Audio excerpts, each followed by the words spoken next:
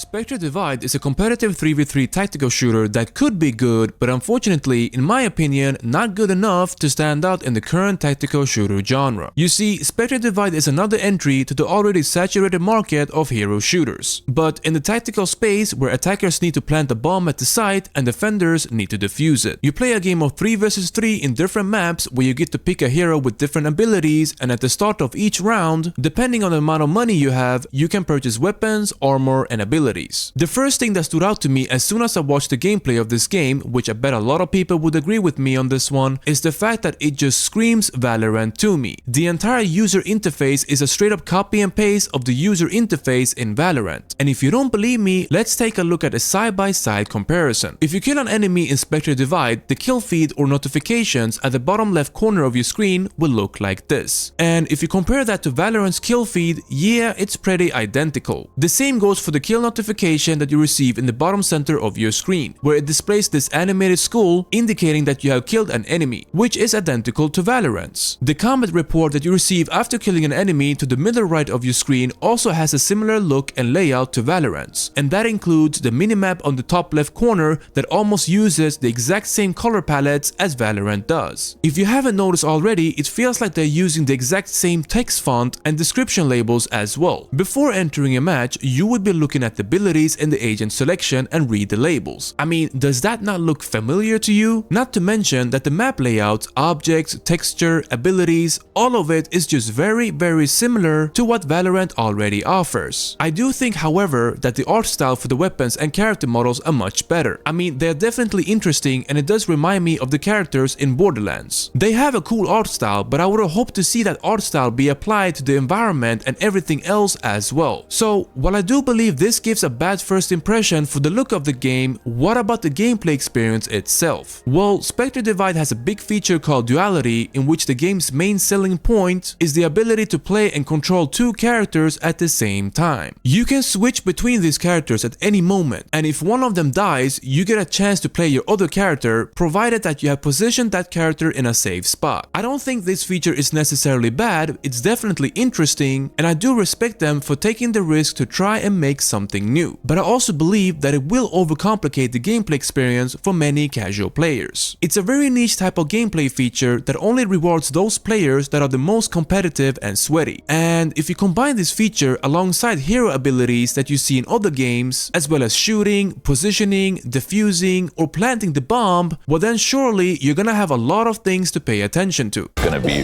really interesting to see like what strategies these highly skilled players are gonna be able to achieve. So it's definitely built with like hardcore tactical players in mind, competitive gamers like myself. And this is exactly why I'm concerned for Spectre Divide. It seems like they're focusing on a very hardcore niche type of audience with this feature that will simply drive casual players away from this game, which is not something you want to do if you want to be able to compete with Valorant or Counter-Strike. Besides that, I don't know who asked for a duality feature to begin with. Like, the ability to control 2 characters simultaneously doesn't seem very appealing to me when Valorant already has an agent called Yoru that can replicate or mimic a similar experience. It wouldn't surprise me if this feature causes a lot of frustration between players, considering that this is a team-based tactical shooter game that requires you to communicate with your teammates if you want to be competitive. Now, you only play with 2 other teammates, so that means there's a high possibility of carrying each round on your own. They are definitely right in saying that there are endless of possible strategies to be used here. I do also think the gunplay and mechanics are actually quite good, considering that you don't need to stand still and shoot, as there is no movement